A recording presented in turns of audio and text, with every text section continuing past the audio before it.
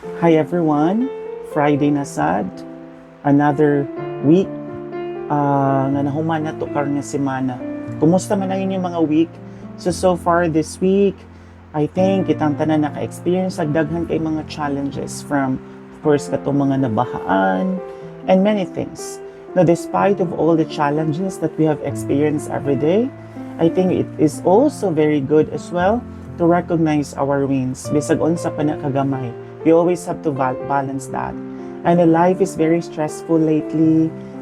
There are many things that we have to look into from the social media, from the mainstream media, from everywhere. Pero kinahanglan gihapon ta mo bangon, mo tan-aw unsay mga maayong butang nga nabuhat nato, unsay mga maayong butang nga pwede pa natong buhaton.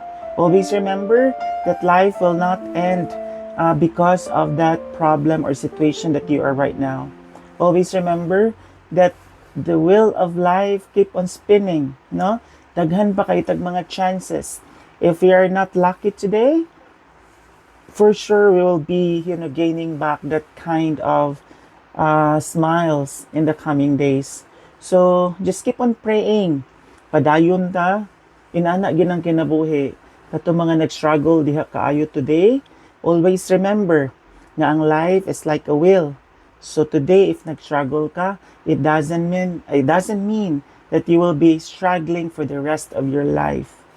So mo nang kinahanglan kita mo bangon, kinahanglan ta maningkamot, kinahanglan ta mag-reflect, o kinahanglan ta mo go, go, go.